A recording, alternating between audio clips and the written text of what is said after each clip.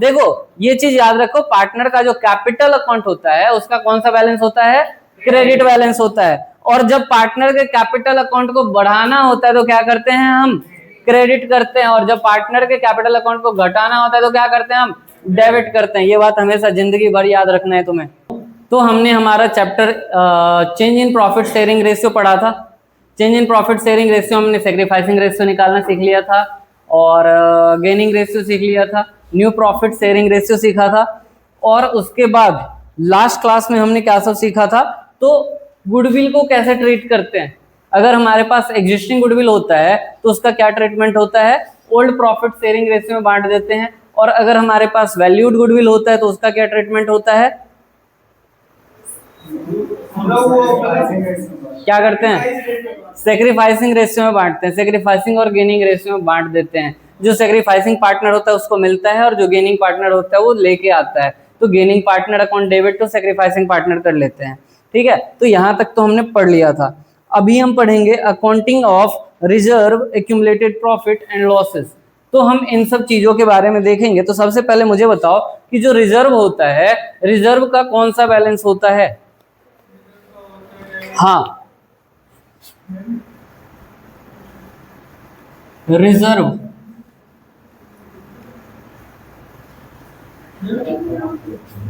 Accumulated profit, उसके बाद तुम्हारा आता है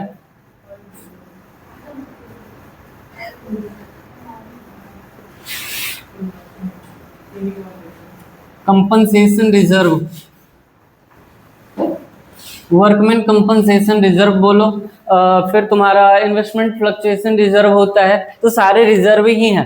तो इन लोगों का कौन सा बैलेंस होता है, किसी को पता है इसका कौन सा बैलेंस होता है, क्रेडिट बैलेंस होता है। इसका डेबिट बैलेंस नहीं होता है, इन सब का क्रेडिट बैलेंस होता है। ठीक है, सुनो, तो रिजर्व, एक्यूमुलेटेड प्रॉफिट। अच्छा, तुम्हें प्रॉफिट को लेकर टेंशन है कि प्रॉफिट या रिजर्व किधर क्यों जाता है, क्रेडिट साइड में क्यों जाता है। तो सबसे पहले ये समझो कि जब हम नॉमिनल अकाउंट पढ़ रहे थे उसमें हमने क्या रूल पढ़ा था, debit all expenses and losses, credit all income and gain. तो प्रॉफिट किधर आता है, क्रेडिट साइड में आता है, ये तो तुम्हें पता है। लेकिन ये एक्यूमुलेटेड प्रॉफिट क्या होता है, एक्यूमुलेटेड प्रॉफिट का मतलब होता है कि बहुत सालों का प्रॉफिट जब इकट्ठा हो जाता है, एक से ज्यादा सालों का प्रॉफिट जब एक साथ इकट्ठा हो जाता है तो उसको क्या बोलते हैं हम, एक्यूमुलेटेड प्रॉफिट बोलते हैं। तो एक्यूमुलेटेड प्रॉफिट को किधर दिखाते हैं हम, क्रेडिट साइड में दिखाते हैं। जो हमारा रिजर्व होता है, रिजर्व का कौन सा बैलेंस होता है, क्रेडिट बैलेंस होता है। क्यों होता है क्रेडिट बैलेंस, पता है तुम्हें? नहीं, कंजर्वेटिव कॉन्सेप्ट हमने 11th क्लास में पढ़ा था, याद है?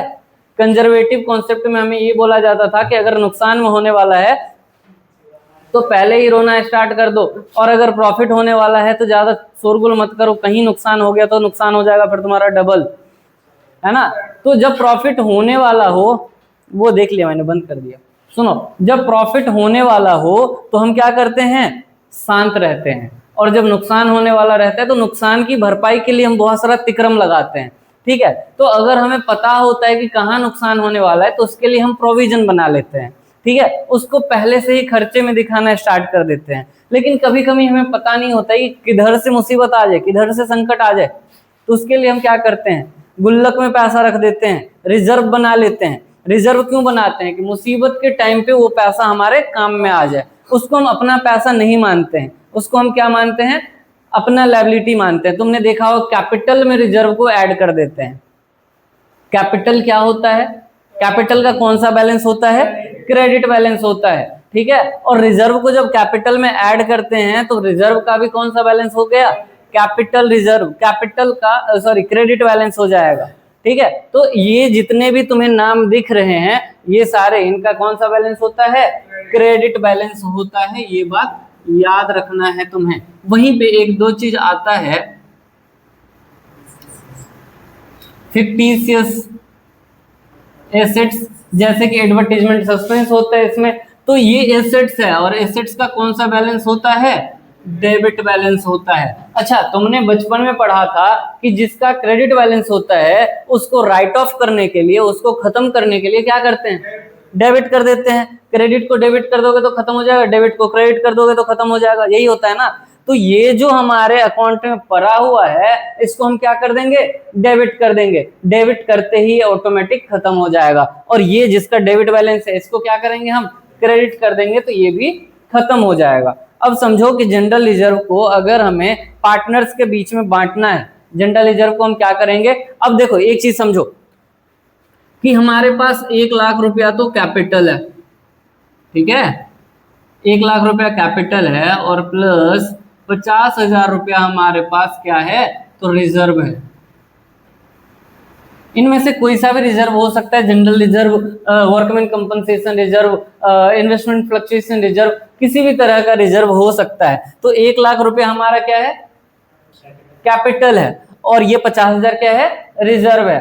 अगर हम पार्टनर्स के बीच में देखें तो 50,000 रुपया ए का कैपिटल होगा और 50,000 रुपया बी का कैपिटल होगा, या फिर इक्वल मत रखो, इसका 60,000 कर दो और इसका 40,000 कर दो। कोई सा भी रिजर्व है, सारे रिजर्व एक ही होते हैं, ठीक है। हाँ सुनो, अब ये 60,000 है और ये 40,000 है, इन दोनों का कैपिटल, और ये रिजर्व अलग से पड़ा है, ये किसी के खाते में नहीं गया है। सुनो, ये पैसा किसी के खाते में अभी नहीं गया है, ये अलग से पड़ा हुआ है, लेकिन हम अब प्रॉफिट शेयरिंग रेशियो चेंज कर रहे हैं। अब इतने दिनों से जो हमारा रेशियो चल रहा था वो 3:2 के रेशियो में था, ठीक है। अब जब हम चेंज कर रहे हैं तो हमारा 1:1 हो जाएगा। तो ये जो रिजर्व है हम दोनों ने मिलके बनाया है ना, हमने अपने प्रॉफिट का सेक्रीफाइस किया है। यहाँ पे इसने 3 हिस्सा सेक्रीफाइस किया होगा और इसने 2 हिस्सा सेक्रीफाइस किया होगा। लेकिन अगर पीएसआर चेंज हो जाएगा और उसके बाद अगर हम इसको बांटेंगे तो ये कितना कितना बटेगा, 25-25 बटेगा। तो इसमें इसका नुकसान हुआ कि नहीं, ए का नुकसान हुआ कि नहीं हुआ। तो हम क्या करेंगे, इसका जो क्रेडिट बैलेंस है इसको डेबिट करके खत्म कर देंगे और पार्टनर के कैपिटल को क्रेडिट कर देंगे। और जब पार्टनर के कैपिटल को क्रेडिट करेंगे तो ए के अकाउंट में कितना बैलेंस आएगा, 30,000 रुपया इधर आ जाएगा, ऐड हो जाएगा इसमें, और 20,000 रुपया इसमें ऐड हो जाएगा। तो दोनों कैपिटल होके कितना हो गया, 90,000 हो गया, और इन दोनों का कैपिटल होके कितना हो गया, 60,000 हो गया। देखो बैलेंस शीट पे कोई असर पड़ा गया, बैलेंस शीट सेम का सेम है। बैलेंस शीट में क्रेडिट बैलेंस पहले भी 1.5 लाख का था और अभी भी क्रेडिट बैलेंस 1.5 लाख का है, लेकिन इसमें डिफरेंस क्या आ गया कि पहले पार्टनर के अकाउंट में, कैपिटल अकाउंट में सिर्फ 60,000 था, अब पार्टनर का कैपिटल अकाउंट कितने का हो गया है, 90,000 का हो गया है। ये डिफरेंस आया। आई बात समझ में। देखो ये चैप्टर में पूरा रिकॉर्ड करूंगा। ये चैप्टर रिकॉर्ड क्यों कर रहा हूं, इसके पीछे का रीजन पता है, तुम्हें नहीं पता है, मुझे पता है। तुम कल परसों में जाके सारा कुछ भूल जाओगे और फिर तुम मेरा सर खाओगे कि फिर से सिखा दो, फिर से सिखा दो। और मैं सिखा दूंगा, ऐसा नहीं है मैं दोबारा नहीं पढ़ाऊंगा, ये मैं 10 बार पढ़ाऊंगा ये चैप्टर। लेकिन बाई चांस तुम्हें कल सीखना है और उस टाइम मुझे कुछ और पढ़ाना हो तो उस टाइम क्या करोगे, तुम यूट्यूब खोलोगे, टॉपर्स सर्च करोगे, सब्सक्राइब करना पहले, फिर वीडियो देखना, ठीक है। तुम लोग भी सब्सक्राइब कर लेना भाई चैनल को।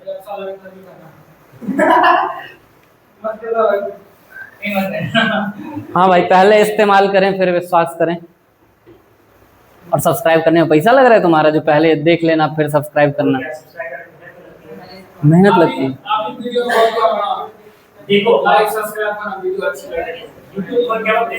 ठीक है, सुन लो भाई, पढ़ाई कर लो। आगे देखो क्या बोला जा रहा है। तो हम जर्नल एंट्री क्या पास करेंगे, रिजर्व अकाउंट डेबिट। कौन सा रिजर्व, तो workman compensation reserve, workman compensation reserve account debit, investment fluctuation reserve account debit, accumulated profit account debit to partners capital account. आई बात समझ में। ये हमारा जर्नल एंट्री होगा, लेकिन तुम पहले इसका मीनिंग समझो। कुछ पूछना है, प्रोविजन का भी क्रेडिट बैलेंस ही होता है, लेकिन प्रोविजन का हम ये काम नहीं करेंगे, प्रोविजन पे हमारा कोई हक नहीं है। एक बात समझो कि तुम्हें पता है कि 10 दिन बाद तुम्हें बिजली बिल देना है, तो 10 दिन पहले ही तुम उस बिजली बिल के पैसे को खत्म कर दोगे, उसके लिए साइड करके रखोगे। रूम रेंट देना है तो उसको साइड करके रखोगे, पता है कि ये खर्चा होने वाला है, लेकिन तुमने कुछ पैसे गुल्लक में रखे, तुम्हें पता नहीं उसका क्या यूज होगा, और एक दिन तुम्हें जरूरत पड़ गई, किसी भी तरह की जरूरत पड़ गई, मान लो किसी को पेमेंट करना था, 10,000 रुपया पे करना था, लेकिन तुम्हारे पास 7,000 रुपया है, तुम्हें याद आया कि गुल्लक में भी 3-4 हजार रुपया है जो रिजर्व हमने बना के रखा है, हम क्या करेंगे, सबसे पहले गुल्लक तोड़ेंगे। गुल्लक मतलब, अगर मैं गुल्लक वर्ड यूज कर रहा हूं तो इसका मतलब ये मत समझ लेना कि वो पिगी बैंक की बात कर रहा हूं, मैं रिजर्व की बात कर रहा हूं। हम सबसे पहले अपने रिजर्व से पैसा निकालेंगे और उससे हम पेमेंट कर देंगे। तुम्हें पता है कोविड के टाइम पे ज्यादातर लोगों को गांव जाना पड़ गया था। क्यों जाना पड़ गया था? क्योंकि उन्होंने रिजर्व करके नहीं रखा था। अगर उनके पास रिजर्व होता, पैसे पहले से रिजर्व होते, अगर उनको जॉब नहीं मिल रहा है तो उनके पास अगर खाने के पैसे होते तो उन्हें कहीं जाने की जरूरत पड़ती? पैदल नहीं पड़ती, वो फिर इधर ही रहते। लेकिन जिनके पास रिजर्व नहीं था, जो यहाँ नहीं रह सकते थे, उनको उठ के जाना पड़ा था। इसीलिए रिजर्व होना जरूरी है। अब अलग अलग रिजर्व का मीनिंग समझो। तो ये वर्कमैन कंपनसेशन रिजर्व है। हाँ, एक्यूमुलेटेड प्रॉफिट, हाँ खत्म करना है। क्यों खत्म करना है वो भी बताता हूँ, सुनो तो। हाँ हाँ कर लो बात, नहीं बात करनी ही यहाँ तो आते हो तुम, आ जाओ आ जाओ। ठीक है, सुनो सुनो, बातचीत मत करो भाई, बहुत इंपॉर्टेंट टॉपिक चल रहा है और इतना एनर्जी से मैं पढ़ा रहा हूं, तो इसका मतलब समझो तुम, मंगलवार है, ठीक है। बजरंगबली को मैंने इस बार ऐसा कुछ नहीं बोला है कि मैं प्रसाद खिलाऊंगा। हैं? क्यों उदास हो जाएंगे भाई? भगवान उदास होते हैं? भगवान क्यों उदास होंगे भाई? हम उदास हो जाते हैं, भगवान हमेशा खुश रहते हैं। ठीक है, हाँ जाओ। अरे भाई वीडियो रिकॉर्ड हो रहा है, पढ़ाई कर लो, बीच में टाइम पास करना तुम लोगों को जरूरी होता है, हैं? सुनो तो सबसे पहले समझो एक्यूमुलेटेड प्रॉफिट क्या होता है। एक्यूमुलेटेड प्रॉफिट का मतलब, तुमने कचरे का डब्बा देखा है? कचरे के, अरे सुन लो हरा नीला, कचरे के डब्बे में हम क्या करते हैं? आज कचरा डाले, भरा नहीं, कल भी डाल दिए। सूखा कचरा है, वो सड़ने गलने वाला नहीं है, कल भी डाल दिए फिर भी नहीं भरा, परसों भी डाल दिए। तो डेली डेली कचरा डाल रहे हैं तो कचरा है। लेकिन 10 दिन का कचरा एक साथ इकट्ठा देखोगे तो उसको क्या बोलोगे? उसको बोलोगे एक्यूमुलेटेड कचरा। ठीक है, तो उसी तरह से 2020 का प्रॉफिट प्रॉफिट है, उसको हम निकाले नहीं। 2021 में भी प्रॉफिट हुआ, उसको भी वहीं छोड़ दिए। 2022 में जो प्रॉफिट हुआ उसको भी वहीं छोड़ दिए। 2025 तक का प्रॉफिट हमारे कंपनी में ऐसे ही पड़ा हुआ है। तो टोटल प्रॉफिट जब इकट्ठा हो जाएगा तो उसको क्या बोलेंगे? एक्यूमुलेटेड प्रॉफिट बोलेंगे। समझ में आया एक्यूमुलेटेड प्रॉफिट क्या होता है? ठीक है, दूसरा देखो, workman compensation reserve, WCR, workman compensation. अब क्या होता है कि बड़े बड़े फैक्ट्री में तुमने देखा होगा कि जो लोग काम करते हैं ना, एम्प्लॉय लोग काम करते हैं, तो येलो कलर का हेलमेट पहन के मस्त सेफ्टी बेल्ट लगा होगा के काम करते रहते हैं। बाय चांस एक रॉड गिरा तो सर पे तो उसने हेलमेट लगा रखा था, हाथ में ऐसा कुछ नहीं लगा रखा था, हाथ पे गिर गया और हाथ यूं 2 टुकड़ा में टूट गया। अब उसका इलाज कौन करवाएगा? कंपनी को करवाना पड़ेगा, क्योंकि ऑन ड्यूटी उसका एक्सीडेंट हुआ है। ऑन ड्यूटी एक्सीडेंट हुआ तो उसको खर्चा कौन बियर करेगा? उसका खर्चा कंपनी वाले बियर करेंगे। अब क्या कंपनी वालों को पता था कि इतने तारीख को इसका हाथ टूटेगा? नहीं पता था। तो उसने क्या कर लिया? वर्कमैन कंपनसेशन रिजर्व बना लिया कि उसको अगर हमें एम्प्लॉय को कंपनसेट करना पड़े किसी भी तरह से तो हम उसको पेमेंट कर दें। कभी कभी क्या होता है कि हमें VRS देना पड़ता है, वॉलंटरी रिटायरमेंट देना पड़ता है। मान लो हमारे पास काम नहीं है और हमारे पास 50 मजदूर काम कर रहे हैं, तो हम चाहेंगे ना कि हमारे पास 10 ही लोग रहें, 40 लोग चले जाएं, तो हम उनको ऑप्शन देंगे कि भैया क्या आप जाना चाहोगे? बोलेगा ठीक है चला जाता हूं, मैं वैसे भी गाँव जाना है, लेकिन ऐसे नहीं जाऊंगा, मुझे 2 महीने का सैलरी चाहिए। अब तुम्हारा भी फायदा कर रहा है वो बंदा, क्योंकि तुम्हें अब 6 महीना तक उसको लगातार रखना पड़ता है, लेकिन वो आज ही जा रहा है, तो 2 महीने का सैलरी देने में कुछ दिक्कत नहीं है। तो तुमने 1 महीना एक्स्ट्रा पैसा दिया उसको बिना काम करवाए, तो ये भी एक तरह का कंपनसेशन है। तो उसका पेमेंट कहाँ से होगा? यही वर्कमैन कंपनसेशन से होगा। ठीक है, लेकिन मान लो किसी एम्प्लॉय का हाथ नहीं टूटा, सब सही सलामत है, हमारे पास वो पैसा बचा हुआ है, और हम change in profit sharing ratio कर रहे हैं, तो हम क्या करेंगे, उस पैसे का बांट लेंगे, क्योंकि वो पैसा हमारा है, हमने उसको अलग से रख दिया है। तो वो पैसा कहाँ चला जाएगा, अगर हमने उसको बांट लिया तो वो पैसा कहाँ चला जाएगा, वो पैसा चला जाएगा कैपिटल में। देखा ना, यहाँ पे हमने कैपिटल में ऐड कर दिया, ये 50,000 का रिजर्व था, इसको हमने क्या कर लिया, 30,000 और 20,000 करके ऐड कर लिया। क्यों ऐड कर लिया पहले, क्योंकि अभी हमने 3:2 में बांटा है, 3:2 में 50,000 को बांटा है, लेकिन हमारा नया प्रॉफिट शेयरिंग रेशियो तो 1:1 है, इस हिसाब से तो 25,000 बंटना चाहिए। तो अगर हम बाद में जाके 25,000 बांटेंगे तो इस बंदे को तो नुकसान हो जाएगा, ये तो दुखी हो जाएगा और ये खुश हो जाएगा कि मुझे 20 मिलना था, मुझे 25 मिल गया। तो ऐसा नहीं होना चाहिए, हम पहले ही उसको क्या कर लेते हैं, बांट देते हैं। चलो, तो जर्नल एंट्री तुमने देख लिया कि जितना भी रिजर्व रहेगा उसको हम क्या कर लेंगे, डेबिट कर लेंगे, क्योंकि उस सब का कौन सा बैलेंस होता है, क्रेडिट बैलेंस होता है, और क्रेडिट को खत्म करने के लिए क्या करते हैं, हम डेबिट करते हैं। तो इन सबको डेबिट करेंगे, और क्रेडिट किसको करेंगे, पार्टनर के कैपिटल अकाउंट को क्रेडिट करेंगे। इशू बताओ, पार्टनर के कैपिटल अकाउंट को क्रेडिट करने से उसके कैपिटल में क्या असर पड़ता है? भाई तुम गायब हो जाते हो। पार्टनर के कैपिटल को क्रेडिट करने से पार्टनर के कैपिटल अकाउंट में क्या असर पड़ता है? कुछ नहीं असर पड़ता है। ऐसे ही बच्चे होने चाहिए क्लास में।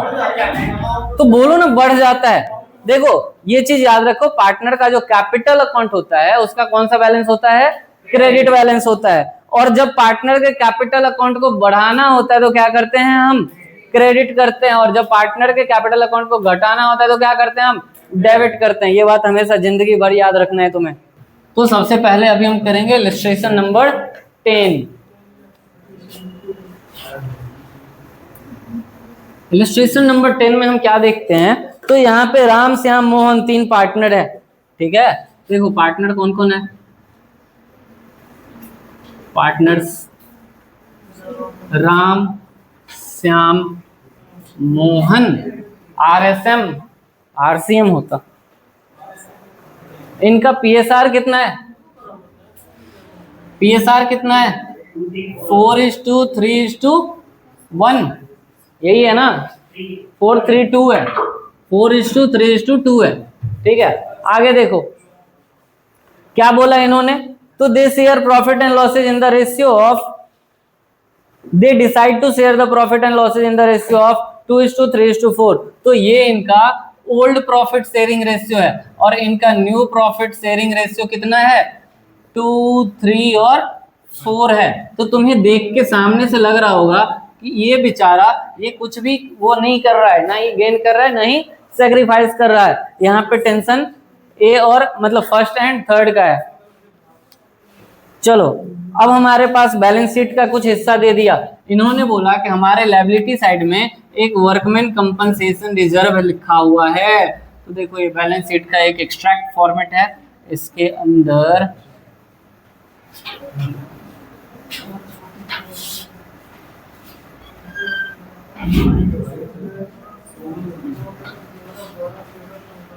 Liability, assets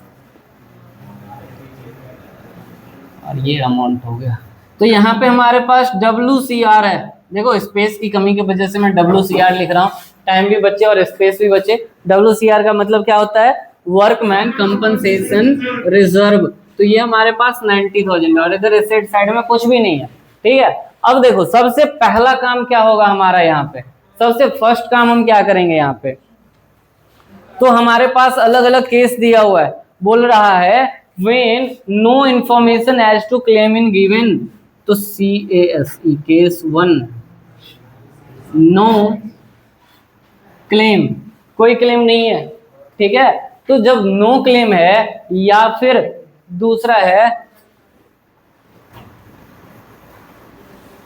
no information about claim, ठीक है। या तो हमारे पास क्लेम ही नहीं आया, किसी ने पैसा ही नहीं मांगा, और या नहीं तो हमें पता ही नहीं है कि कोई किसी को पैसा लगना चाहिए या नहीं लगना चाहिए। यानी कि दोनों ही केस में हम क्या करेंगे, तो हमारे पास जो 90,000 रुपया है, इस पूरे के पूरे 90,000 को हम पार्टनर्स के बीच में बांट देंगे। और किस रेशियो में बांटेंगे, ओल्ड रेशियो में बांट देंगे। ठीक है, तो कैसे बांटेंगे, देखो WCR हमारा लायबिलिटी है, इसका क्रेडिट बैलेंस है, तो सबसे पहले क्या करेंगे हम,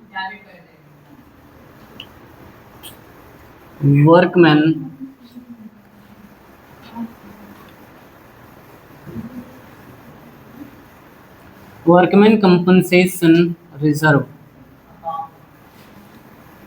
रिजर्व अकाउंट डेबिट टू, कौन कौन पार्टनर है, R's capital account to S, हाँ बोलो, करंट भी लिख सकते हो, लेकिन जब तक हमें ये ना बोले ना कि फिक्स्ड कैपिटल मेंटेन कर रहा है, अगर यहाँ पे लिख देता कि फिक्स्ड कैपिटल मेंटेन कर रहा है तो हम यहाँ पे करंट लिख देते, लेकिन यहाँ पे अगर कुछ भी नहीं लिखा है या फिर फ्लक्चुएटिंग लिखा रहेगा तो हम क्या करेंगे, कैपिटल लिखेंगे। लेकिन इस बात का ध्यान रखना, अच्छा क्वेश्चन पूछा है वो, यहाँ पे करंट क्यों नहीं लिखेंगे, तो याद रखना जहां पे भी तुम फिक्स्ड कैपिटल देख लो लिखा रहे कि दे मेंटेन फिक्स्ड कैपिटल, तो अगर फिक्स्ड कैपिटल लिखा रहेगा तो ये कैपिटल अकाउंट यहाँ पे नहीं आएगा, क्या आएगा यहाँ पे, करंट अकाउंट आएगा। आ रही है बात समझ में। और हमारा एम कितना है, एम्स कैपिटल अकाउंट, अच्छा हमारा WCR कितने का था, 90,000 का था। अच्छा इसको 4:3:2 में बांटेंगे तो 4 3 7 2 9,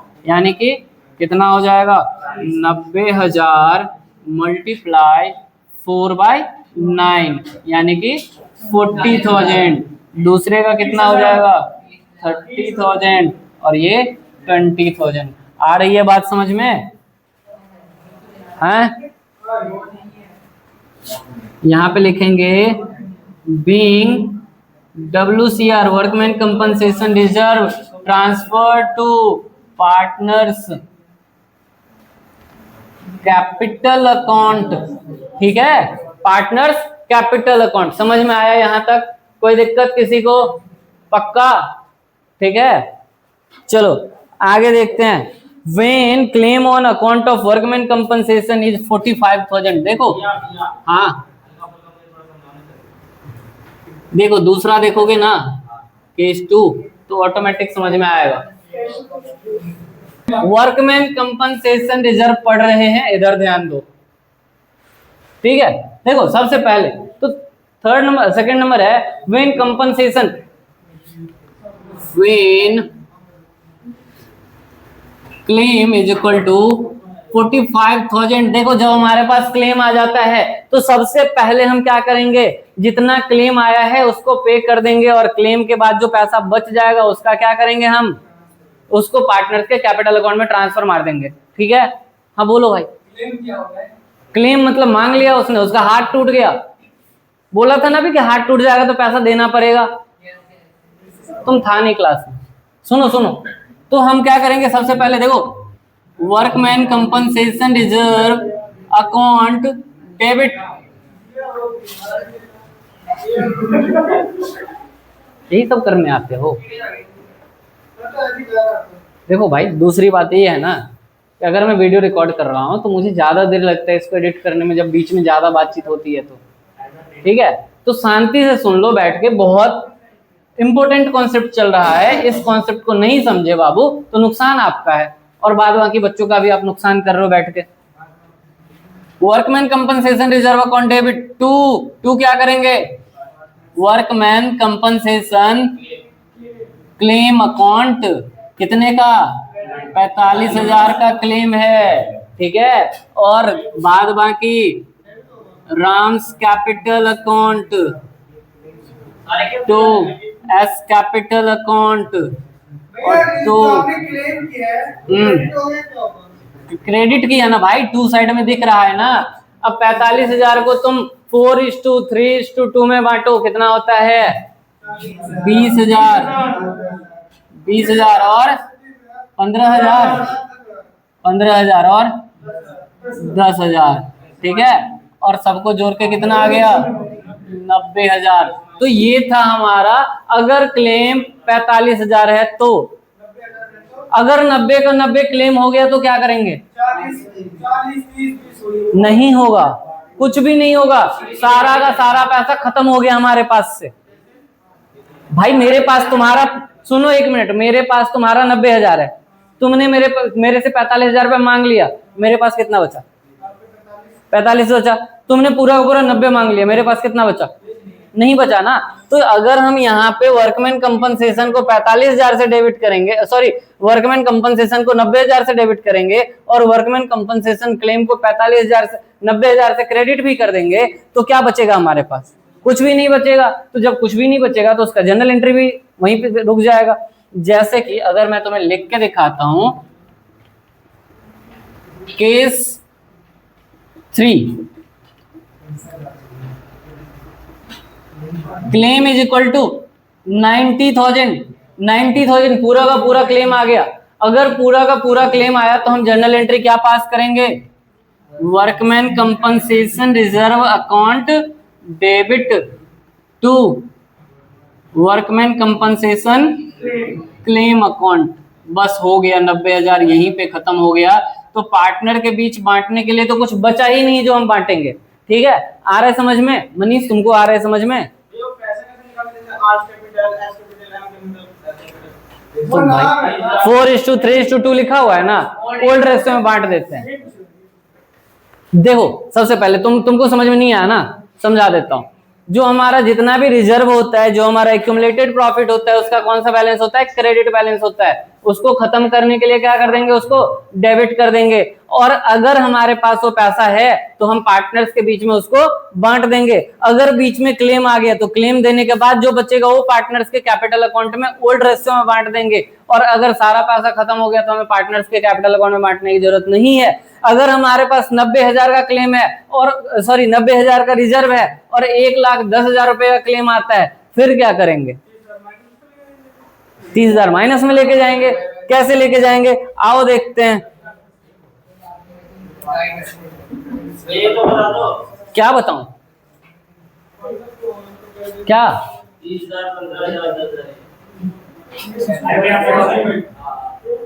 इस रेशियो में बांटे भाई। 45, देखो 90,000 था हमारा रिजर्व, 90,000 में से 45 का क्लेम आया और 45,000 को हमने बांट दिया 4:3:2 में। ठीक है, चलो। हाँ भाई 1 मिनट इधर देखना, यहाँ तक पहुंचाओ उसको। आ रहा है केस 3। क्लेम ज्यादा हो तो वही कर रहे हैं, अभी क्लेम ज्यादा ही कर रहे हैं, अभी क्लेम ज्यादा ही कर रहे हैं। इधर देखो, अब हमारे पास आ रहा है केस 4, जिसमें कि लिखा रहेगा क्लेम इज इक्वल टू 1,10,000। देखो, तो क्लेम इज इक्वल टू 1,10,000 है और हमारे पास रिजर्व कितना दिया हुआ है? हमारे पास रिजर्व है सिर्फ 90,000 रुपीज का। तो इस केस में हम क्या करेंगे? तो रिवैल्यूएशन अकाउंट में भेजा जाएगा। जो एक्स्ट्रा अमाउंट रहेगा ना, उसका क्या करेंगे? हम कहाँ भेजेंगे? रिवैल्यूएशन अकाउंट में। देखो कैसे भेजते हैं। तो सबसे पहले तो हम क्या करेंगे? WCR अकाउंट डेबिट कितने से? 90,000 से। आई बात समझ में? और 2 वर्कमैन कंपनसेशन क्लेम अकाउंट कितना? 1,10,000 रुपए। देखो ये 1,10,000 है और ये 90,000 है। डिफरेंस दिख रहा है तुम्हें? डेबिट साइड में कम है ना, डेबिट साइड में कम है। तो हम क्या करेंगे?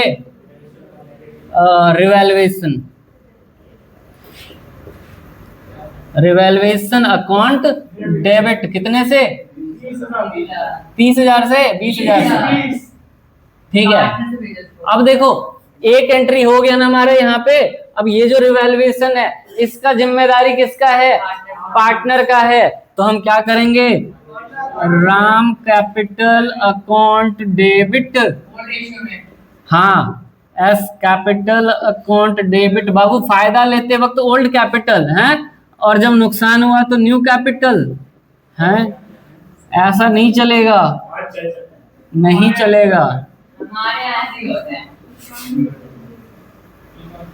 हमारे यहाँ ऐसा नहीं होता है। ई न चल बे। हाँ, ये वाला डायलॉग यहाँ पे लगेगा। हाँ सुनो, तुम ही बुझबेन ना।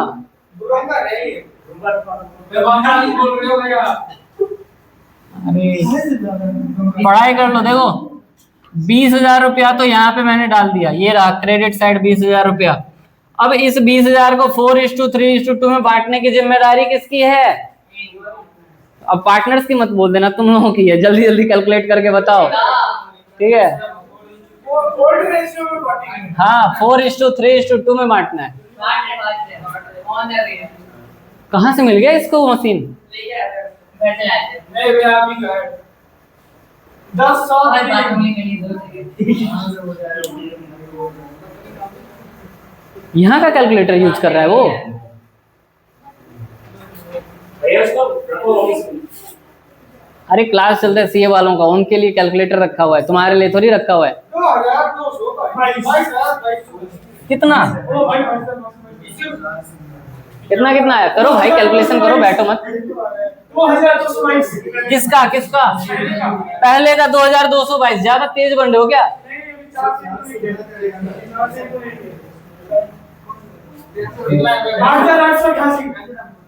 8888। हाँ अगला बोलो कितना? वाह क्या बात है।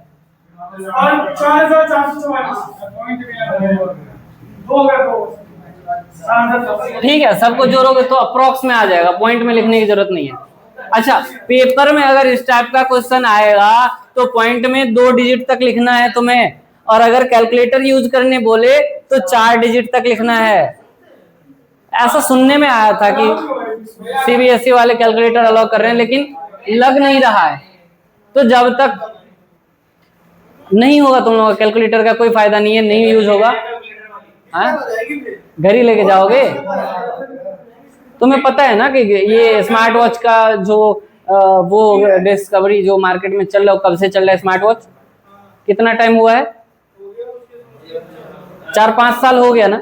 4-5 साल में 4-5 बार बोर्ड का एग्जाम भी हो गया होगा, हैं? तुम्हें क्या लगता है कि वहां के लोग इतने ज्यादा बेवकूफ हैं कि वो तुम्हें घर ही लेके जाने देंगे? ज्यादा तेज मत बनो, कहीं नहीं है, ठीक है, कहीं नहीं है। हाँ ठीक है, तो जल्दी जल्दी करो भाई। ये तुम्हारा कॉन्सेप्ट हो गया कंप्लीट। अब चलते हैं नेक्स्ट कॉन्सेप्ट के ऊपर।